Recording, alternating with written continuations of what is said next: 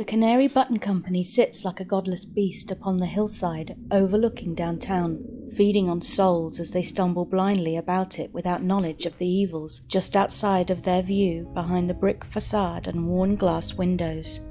Built in 1872, it has seen many men and women come and go, and many events unfold that would trace out the path of all mankind.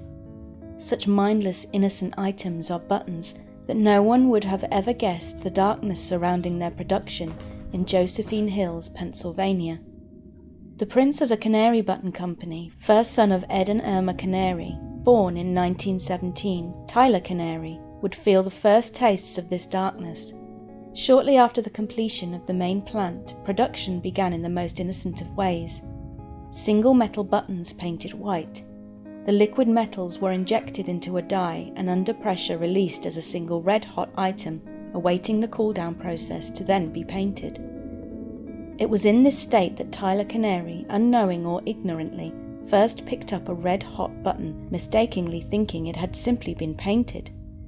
The button burned his flesh and the boy screamed out for his mother as employees rushed to help the wounded child. There was never blame pushed on anyone other than the boy, but it was suggested in hushed tones that the boy, of only 8 years, shouldn't have been in the processing area in the first place, but within weeks he was back to running through the plant unannounced. Ed nor Irma paid much interest in the child, and as the building settled and enlarged over time, so did the boy make his way into manhood. In 1933, plastic was introduced for the first time on a large scale into the plant. This was a time of excitement, as profits soared and production times were dismantled, repeatedly breaking plant records on production and distribution. Now in his teens, Tyler made his way through the plant's halls and offices with a purpose.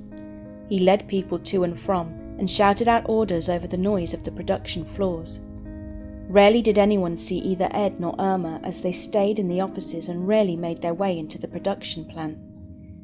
It was Tyler's idea to put the company name and logo on the first run of plastic buttons, and they remain in production the same as then today.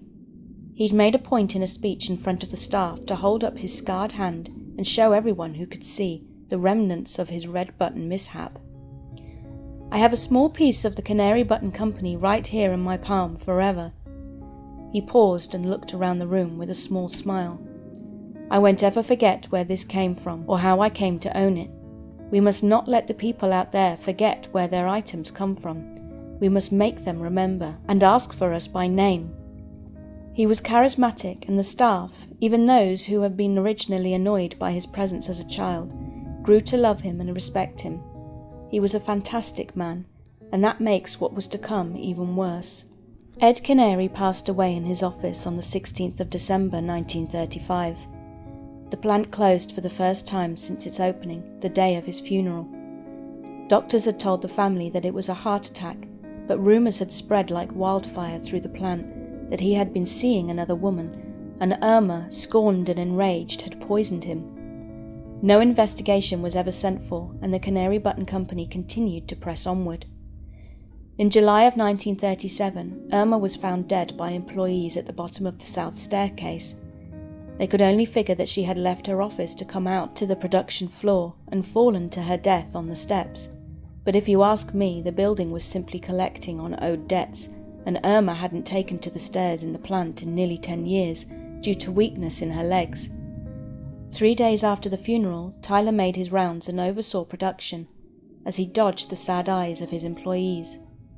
They mourned with him, and as they did, they lifted him upward into the greatness that he was to become. Production was streamlined and the plant continued to grow. Employees came and went unnoticed by the prince of the Canary Button Company, until one day he happened upon Olivia Stutton. A mere office clerk, she was quiet and timid. But over time she became a smiling beauty of a woman whom Tyler could do nothing but dote upon. The plant was buzzing with rumors of marriage proposals, and quick kisses were seen by prying eyes.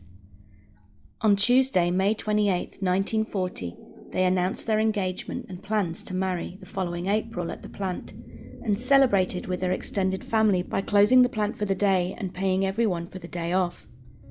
They said it was a gift to those who have helped maintain the plant and have helped steady them each in the moments of doubt that they had been facing.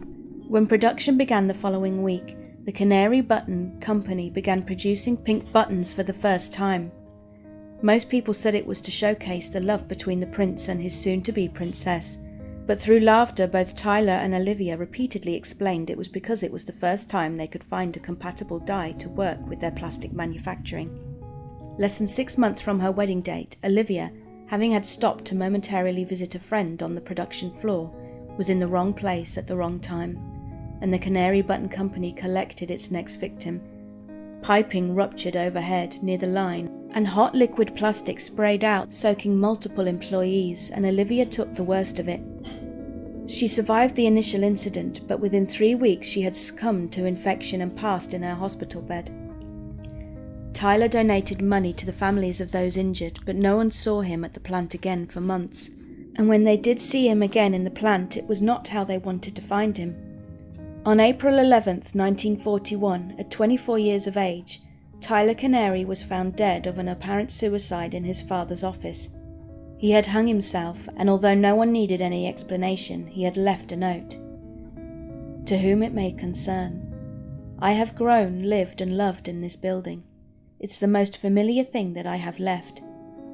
The one thing that reminds me of all those that I have lost. So it's only right that I put myself to rest here. Do not let them forget us. Forgive me. I will see you soon, my darling Olivia. With love, Tyler. This was the passing of the first family of the Canary Button Company, but many more families would flounder and fail in the following years. The plant would grow, shed its skin, and rebuild with each new introduction. But most of all, the plant would continue to press on.